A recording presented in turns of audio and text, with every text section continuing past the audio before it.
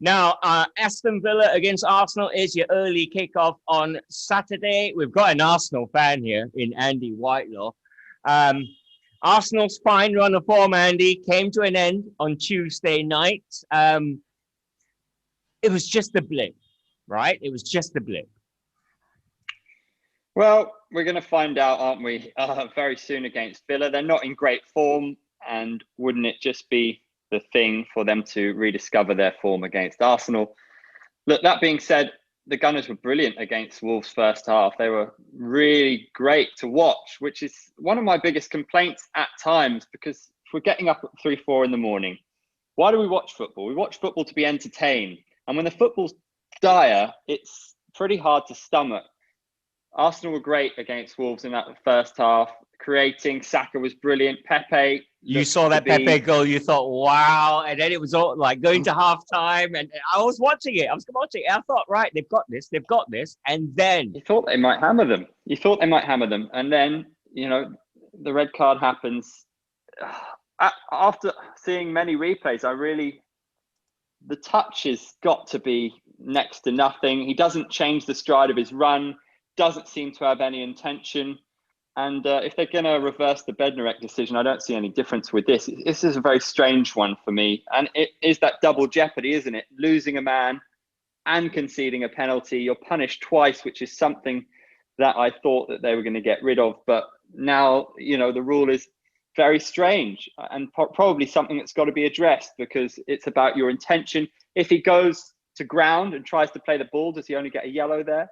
But because he's not tried to play the man or not tried to play the ball, it's all a little bit confusing. I'm confused right now.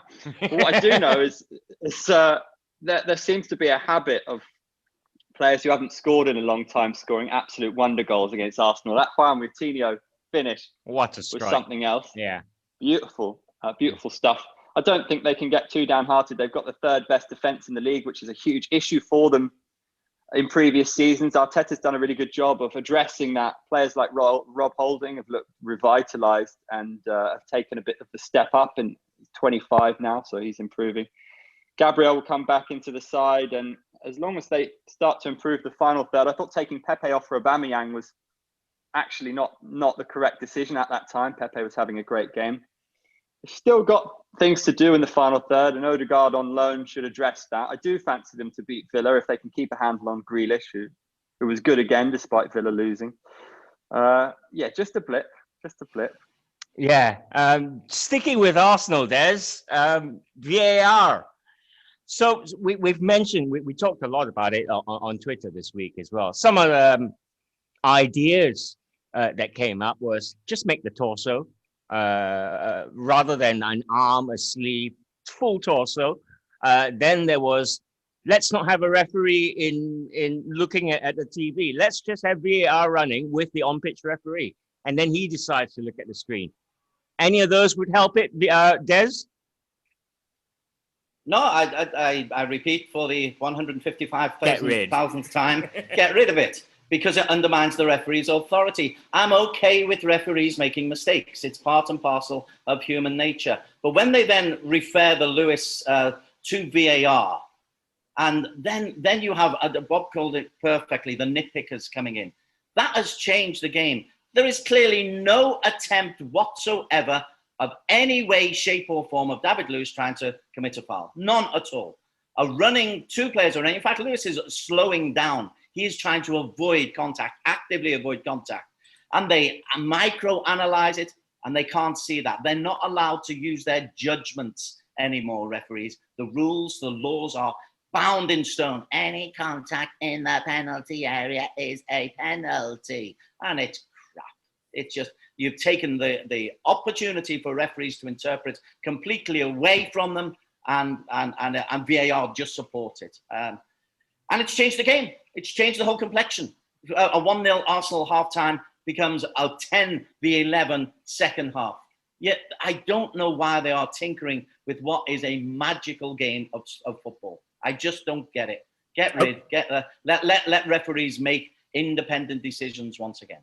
Okay, as far as this game goes, a bit about Aston Villa, Bob. Andy mentioned Jack Grealish is in a rich vein of form at the moment. They had a blip midweek, but they're still higher than they ever could have wished. I mean, given that start of the season, they would have bitten your hand off for it, right? Yeah.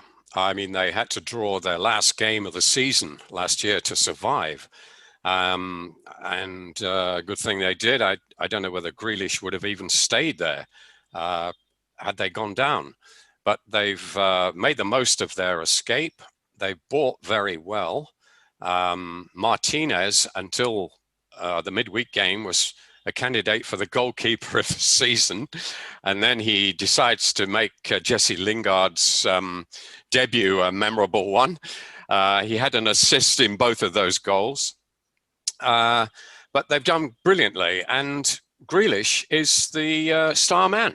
And why Gareth Southgate is a bit reluctant, seemingly reluctant to pick him. I mean, he has picked him, but he doesn't look as if he's first choice. Mason Mount seems to be, although he's also very good. But I think Grealish brings more to the table.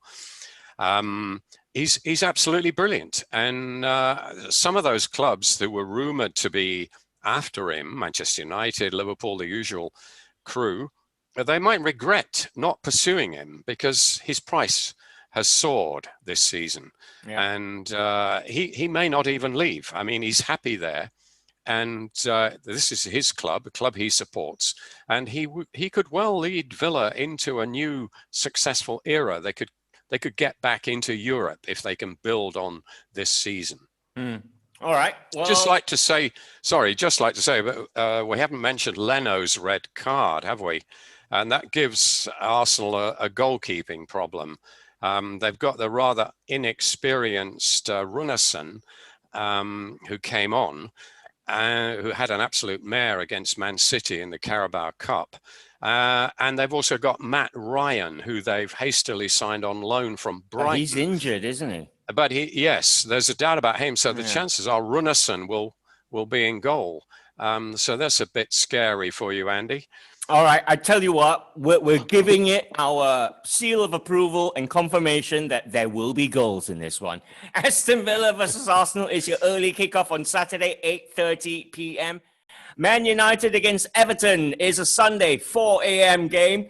Andy, you called it. If it's a 4 a.m. game, it better not be a 0-0 this one. United, I mean, how do you build off the back of a 9-0 home win? I know there are going to be no fans at Old Trafford, but surely more of the same, please. Thank you very much. Paul Pogba to come back into the side, World Cup winning superstar midfielder. That's a luxury, isn't it? Dan James coming in, scoring a goal. As I mentioned earlier, Martial, bit of confidence for him. They're going to be absolutely flying. For one, someone who does not support Manchester United, I wanted Ole Gunnar Solskjaer to stay as long as possible and to sign a lifetime contract. Proving some of his doubters wrong, isn't he? They're looking really nice and confident. They've got a bit of momentum behind them. I think it should be a cracker of a game with Everton and Calvert-Lewin scoring again. They look good, Everton, and Gomez fit and firing, spraying good passes. This should be a belter. I don't think it's going to be a boring one, this one. Ole's even turned Jesse Lingard at West Ham into Messi Lingard. That's how good Ole is. All right, let's look at the opposition here. Everton, I mean, they're having a great season. It was a 2-1 away win at Leeds. It has to be said, Everton are better away from home this season, Des Corkill. I know you're going to be critical that they celebrated 2 titles already, but this season, Ancelotti's pretty close to the finished product as far as Everton's concerned. Absolutely. I've actually been saying Everton are a very good side since the start of the season. They got over themselves when they won the title twice. But they've won 7 out of their 10 games on the road in the league. They are really, really good and set up to play well away from home. I see Everton coming away with all 3 points here because United may take their eye off the ball. Look at that. We've scored 9 goals. We're back in the title race. Everyone's talking about us. But you know what? Everton like to be party poopers. They're a strong, disciplined side, perhaps lacking just that little bit of consistency. They can lose at home to Newcastle every bit as easily, win away against the top clubs. But they're talking a good game at Everton. They're playing a good game. If they win their 2 games in hand, because they've got 2 games in hand, they go into the top 4. So they see this as a real chance of breaking into not only the top 6, but the top 4. They've got Bramley-Moore still to come sometime in the future. They've got good backing. They've got a world-class coach in Carlo Ancelotti, and they're hanging in there despite the odd slip-up like the Newcastle game. This is a cracker. I see Everton really, really blooding United's nose here. Okay, well, Man United will check on Edinson Cavani's fitness ahead of the clash. It is a 4 a.m. kickoff, Man United versus Everton.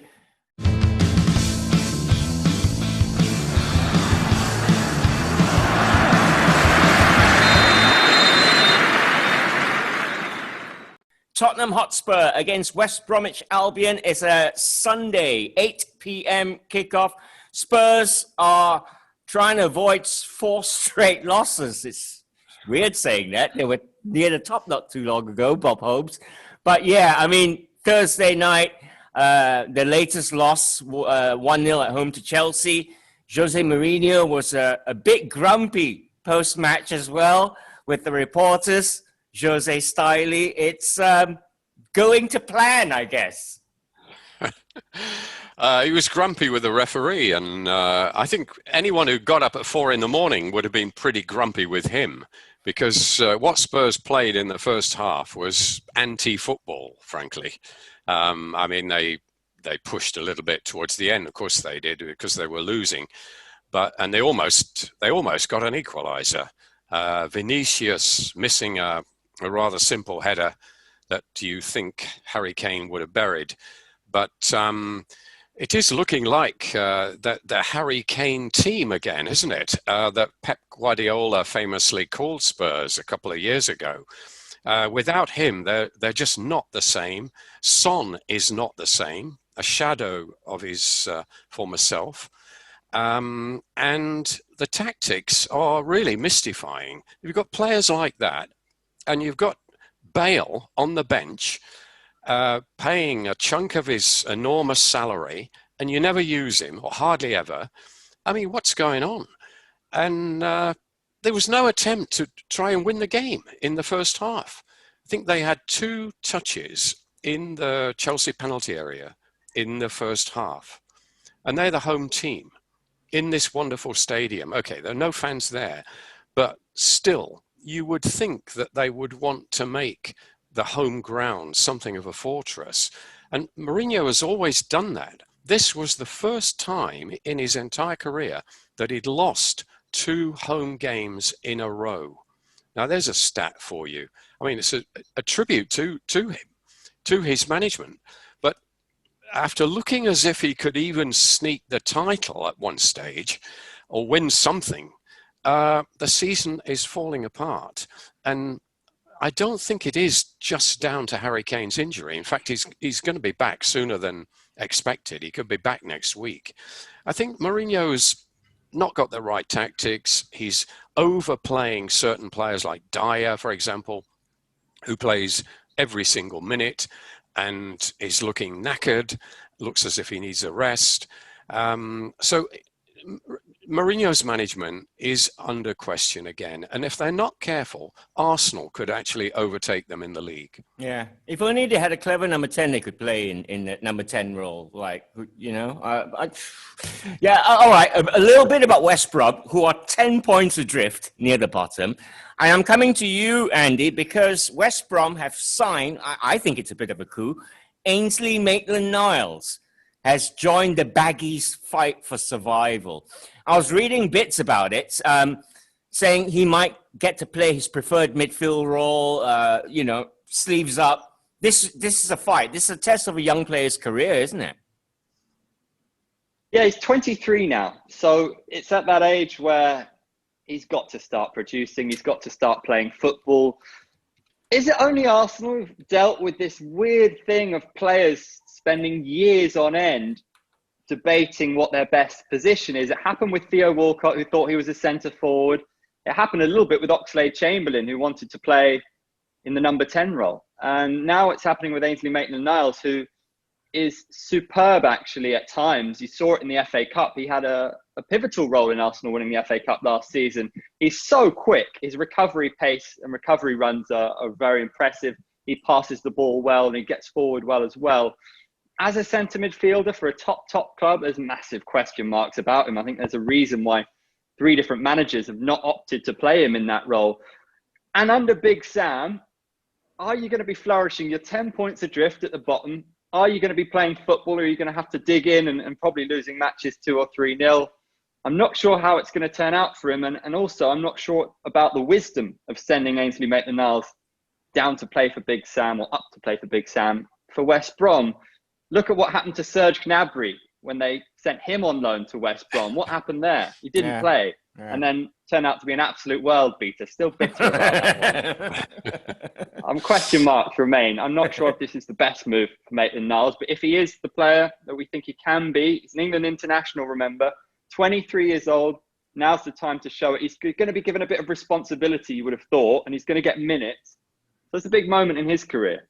I'm going to stick my neck out. Tottenham versus West Brom is going to be a dour one. 8 p.m. kickoff on Sunday. Wolves versus Leicester City might be a bit more interesting. It's a Midlands derby. It's Sunday, 10 p.m.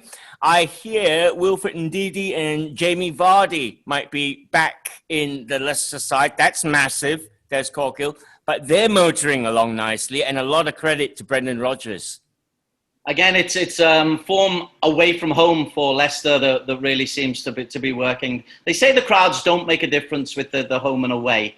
There must be something in it, because so many teams have really good away records. Leicester have got 8 wins from their 11 matches played away from, I was nearly said Filbert Street, from the King Power Stadium, and 23 goals as well. They're scoring 2 goals a game because they've got this ability to hit on the break, a little bit more space perhaps for Maddison, who looks a really good player. They're just lacking that extra support for Jamie Vardy when he's not in the team. But yeah, they're very, very good team, Leicester. They'll compete. I don't think they've got the staying power. I think they'll have a problem also as the running kicks in. But yeah, Brendan Rodgers, he was a great coach at Liverpool. He was a terrific coach at Celtic. He's proving he's right in the top drawer by making a team of Leicester that you wouldn't expect to be up at the very, very top end. And he's making them competitive. But it's all based on the road. 8 wins and 2 draws, just 1 defeat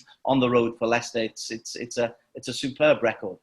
I tell you what, sitting here in Malaysia, you look at how Leicester are managed. I think Brendan Rodgers is one of the best squad managers in the business. He really, really is. All right, a bit about Wolves, Bob. Up and down season. They were pretty much down until they played Arsenal. And then 2 red cards. Suddenly they come away with 3 points. But that's going to do their confidence the world of good. They need to kick on here. This is a derby. Do you fancy them? I do, actually. The Arsenal game, of course, was the reverse fixture of the incident with Jimenez and David Luiz, wasn't it? Earlier in the season, when Jimenez unfortunately broke his skull and he's still out, but he is back at the training ground and running around and just doing a bit of ball work. So it's not inconceivable that he could come back before the end of the season, which would be massive for Wolves. But they're not in any danger. They just had a disappointing season, and that's one of the main reasons. But I do think they changed their policy. Their board even seemed to change their policy, as well as the manager, right at the beginning when they agreed to sell Diogo Jota to Liverpool, who actually turned out to be better than expected. They got a decent amount for him, just over 40 million quid. But he was a revelation until he got injured. But to let one of your best players go like that is a strange thing to do when you're supposedly building something with shrewd investors and a man like Jorge Mendes as your agent, who can apparently snap his fingers and bring over the best Portuguese young talent there is. So I don't know quite what happened there behind the scenes. It's probably down to money, the fact that they sold Jota, probably needed a cash injection, although they didn't get anywhere near the full amount up front. But they've got enough good players to see them through the season. Unfortunately, I think the best they can hope for is just top half. They're not going to get into Europe at this rate. But they do have the quality. I mean, you saw that Moutinho, who's been in and out of the side, past his best, a veteran, but can still produce a magical goal like that in midweek. The biggest disappointment has been Adama Traore. And he's been mucked about a bit, not played enough, and wanted to leave, apparently. But they've not got the best out of him. I mean, he was electrifying last season. Again, another player who's a shadow of his former self. Yep. All right. Well, Wolves at home, 4 wins, 3 draws, 4 losses. Leicester are great away from home. You do the math. Sunday, 10 p.m. kickoff, that one.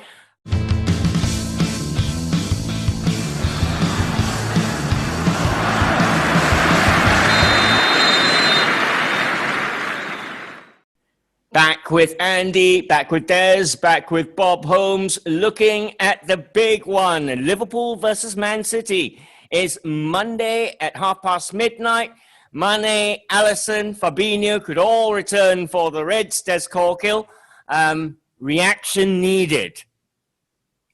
Liverpool's record against teams in the top, the top teams of the season this season is played 9, won 6, drawn 3. They seem to respond really well against teams who try to play football. They have the problem with the teams who sit back a little bit. No, that's unfair on Brighton. Brighton didn't sit back.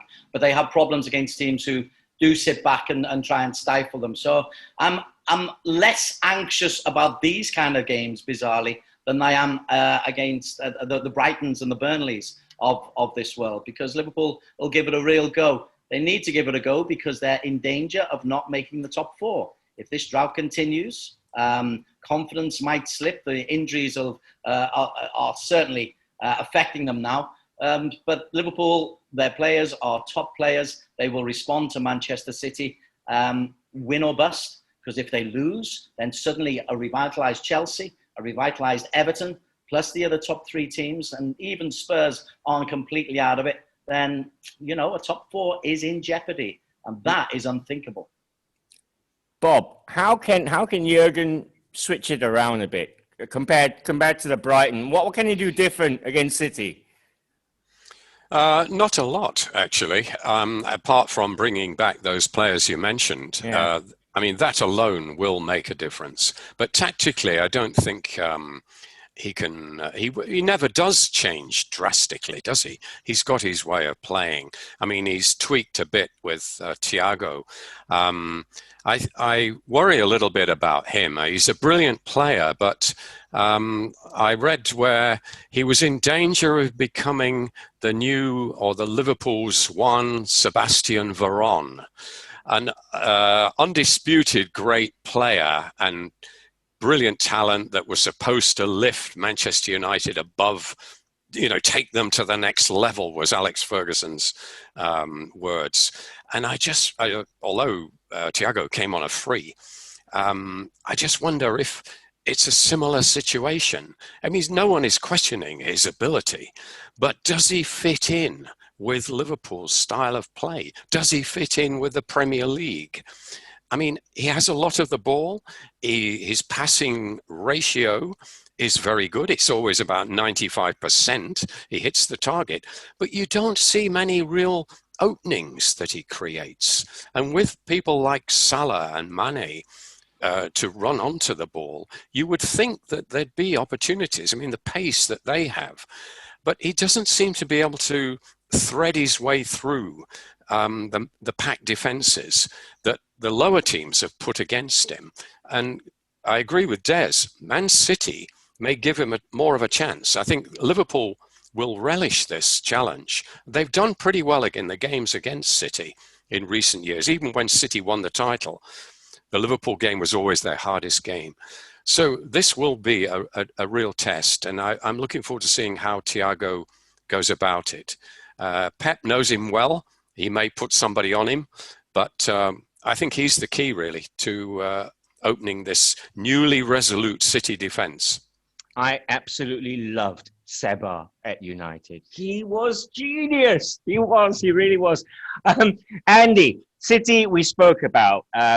They're a goal machine. Well, not a goal machine this season, but they're churning out the wins, and the goals have been spread out.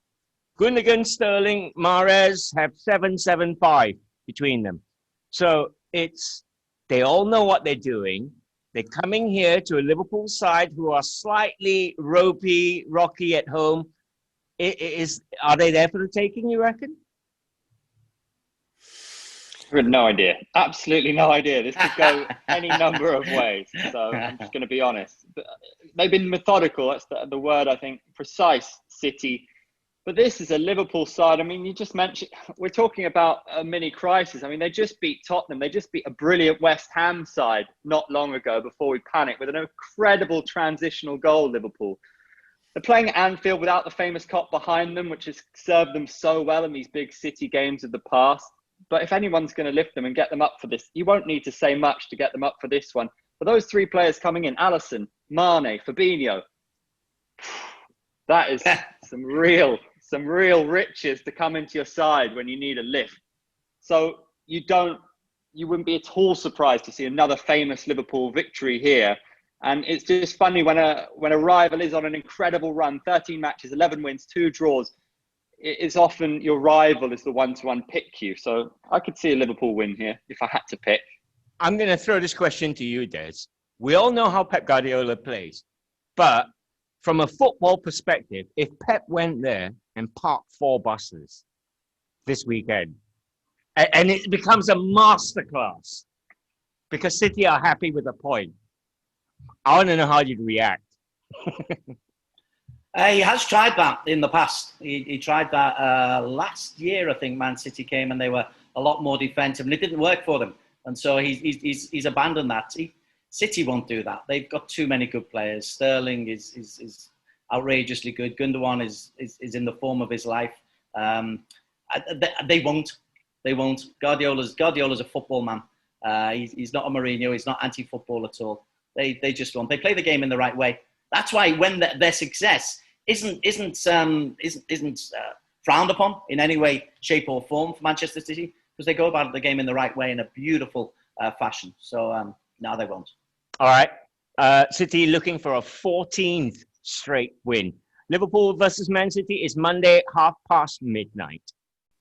Sheffield United against Chelsea is a 3:15 kickoff. This one may not have a lot of goals, but we've got to talk about Thomas Tuchel. And since he's taken over at Chelsea, it's been clean sheets. 2 wins, 1 draw, 3 clean sheets. Andy Whitelaw. Is this a good appointment? Too early to say, I know. But are they going in the right direction, Chelsea, you think?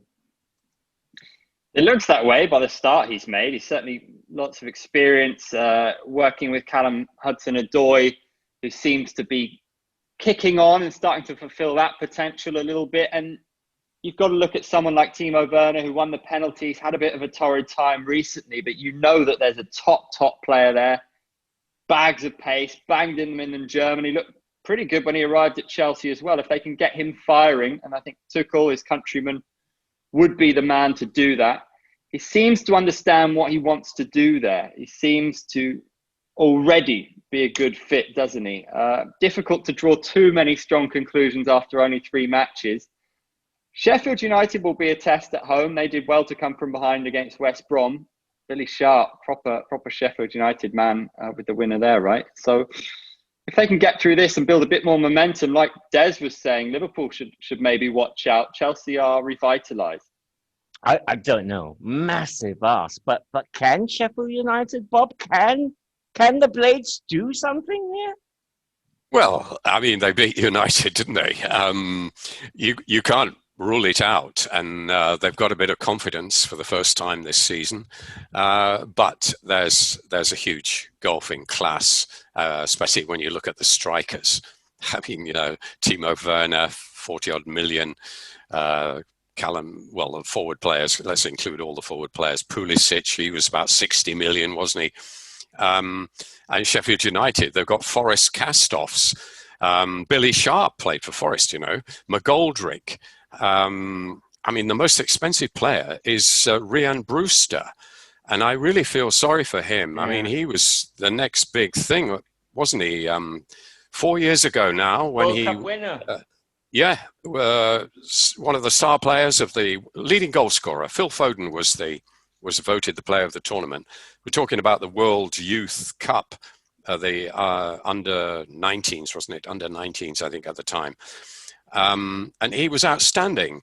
And Jurgen Klopp rated him very highly and wanted him included in the squad. And then he had a serious injury and never really came back to that early form. Sheffield United paid 25 million, in the region of 25 million pounds for him, but Liverpool kept first option on signing him. So they didn't give up. They haven't given up on him altogether, but he's still looking for his first goal.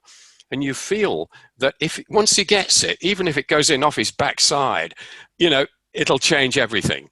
And he could he will score 4 or 5 in the next 4 or 5 games. It's that kind of situation. Yeah. But he's in and out of the side. But compare those guys with the Chelsea stars that they've got up front, and it's a different world. So really, my heart would say I'd like Sheffield United to win, but my head says Chelsea. But it could be an interesting game. It's the ultimate championship manager job, Des Corkill. Thomas Tuchel's just come into this Chelsea side. He's got all these top players. Pick a system, and then you can move Ziyech, make him a number 10 instead of a wide player. Do you know what I mean? You can try all that out. Must be great.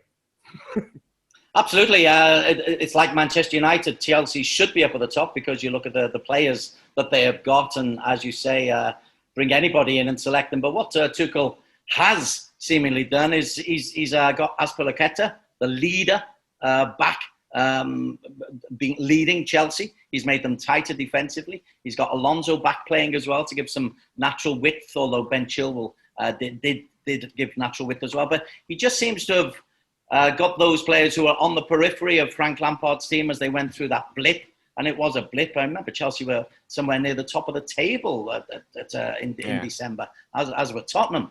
So Tuchel is a very competent manager, but Chelsea have got excellent players and should be in the top 4 with those players, no matter who the coach is. But Tuchel does seem to have made them brought them more rigid defensively. Can't see Sheffield United getting a shot here. Never mind a victory.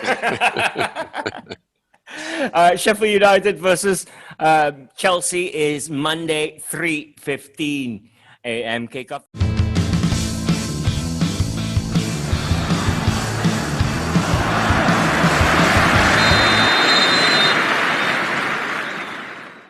Burnley versus Brighton could be interesting.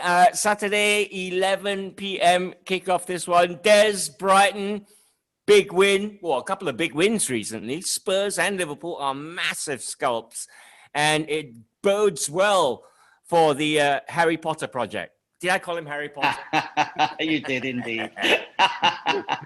Very good. But it's fantasy world at the moment for Brighton. They've got those 2 victories, and they were deserved victories. Nobody at Liverpool or Tottenham is saying, hey, this was stolen. Brighton, I've been waxing lyrical about the way they play, how solid they are, how they play nice, pretty patterns. And now they're getting the results that I think they deserved. I wish they didn't get them against Liverpool, but they're a good footballing team. And I'm delighted to see that they're probably clear of relegation problems. 10 points clear, that's a lot if they were to fall away. So, yeah, keep it going, Brighton. Burnley. Well, Burnley, Bob, should have been really busy in the January transfer window that just shut because they've been taken over.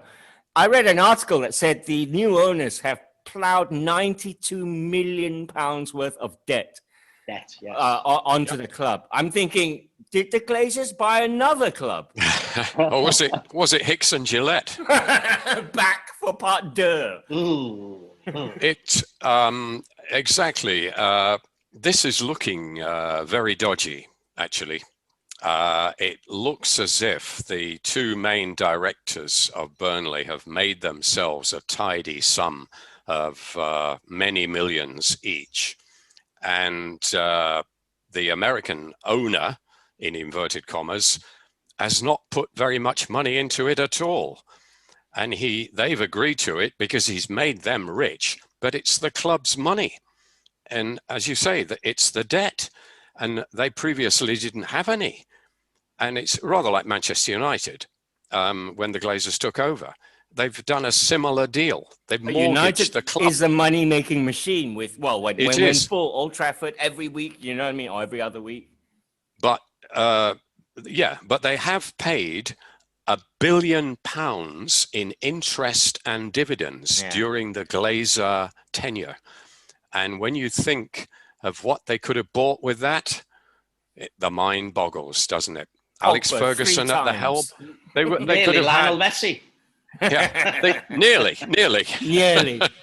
All right, well, it's going to be an interesting game, that one. Burnley-Brighton is Saturday, 11 o'clock. Newcastle versus Southampton. We're looking for the ultimate reaction game here, Andy Whitelaw, from Hasenhüttl and the Saints.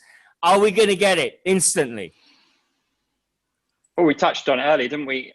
If anyone's going to have a reaction, it's Hasenhüttl and his team. That's why I don't think it's panic stations for them. You don't bank on one of your players getting sent off 3 or 4 minutes into the match, do you? Are they due to have 1 or 2 of those injuries back? I don't know if you guys can enlighten me on that, but if anyone's going to bounce back here, Hasenhüttl's a top manager. Southampton have proven themselves to be a top side this season and worthy of being in the top half as well. Newcastle, though, they've signed Joe Willock on loan. Wilson has been one of the top centre forwards in the league all season. I think they shocked Everton big time. I think they shocked everyone watching because they were very good in that game, and so was he. But that was a couple of games ago now. I do think Southampton will I do think Southampton will recover with a cheeky win here. All right, that one's 11 o'clock on Saturday. Newcastle, Southampton, Fulham versus West Ham. We've not talked about West Ham, Des Corkill, and David Moyes. It's been quite amazing, really. And now if you look at the addition of Jesse Lingard on loan, he's building a side that will run for him, and bit of flair as well. They're not boring, are they, Des? They still like to defend. They still like to play from deep and break away. But I think we mentioned this before. David Moyes is repeating what he did at Everton. He's made a potentially poor side competitive at the top end. They were a little bit unfortunate to come up against that Liverpool breakaway goal, but the response from the win at Villa is really very good. And Souček, I tell you what, he's an outside chance to be a potential player of the season because he adds such a dimension to them.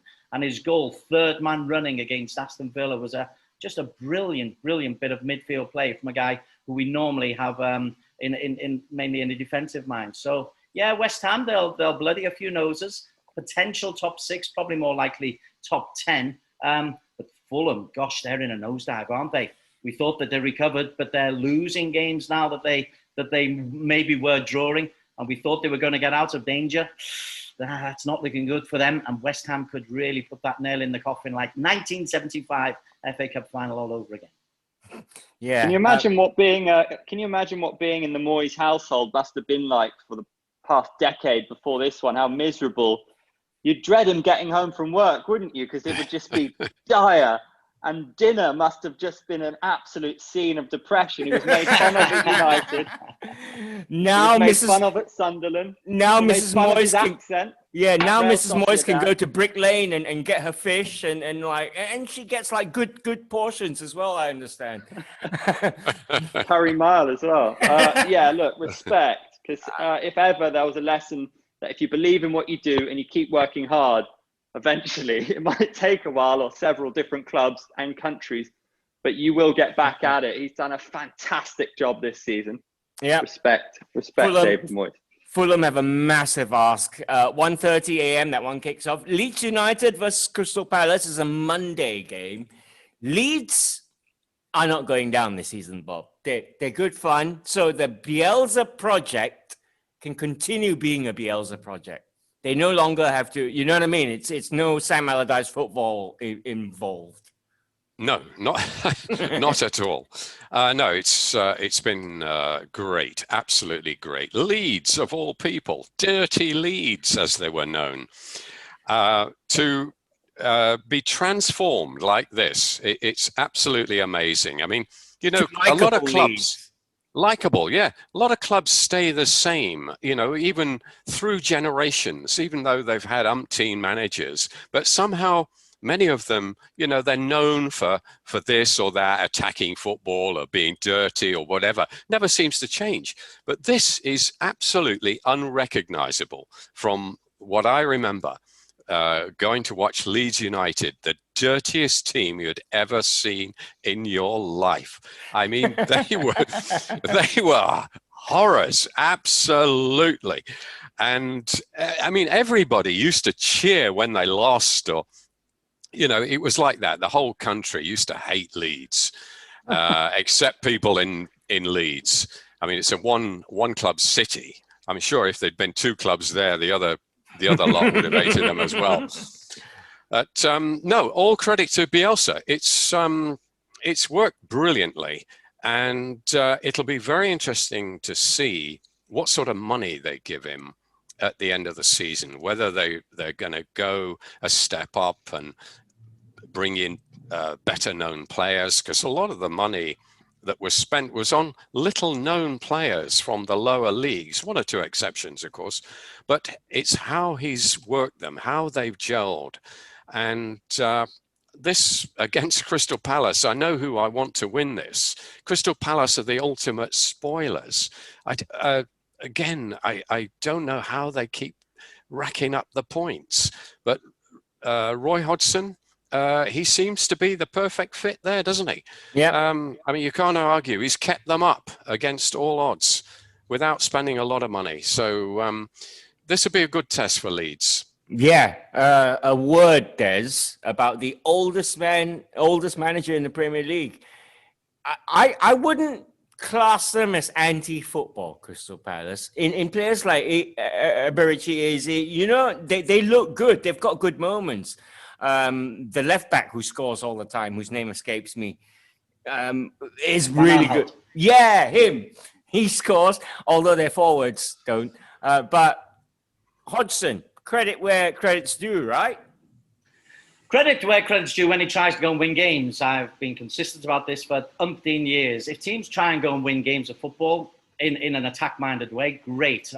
Hodgson sometimes picks very, very defensive-minded teams and punts the ball upfield and hopes Zaha will do something magical for him. But in recent weeks, he's had Jordan Ayew playing on the right, Eze playing on the left, Batshuayi and Zaha started in the victory against Newcastle. So when they try and go and win games and get Van Aanholt involved and Nathaniel Klein as well down the right-hand side, they can be fun to watch. And that, to me, I'm paying the dollars still.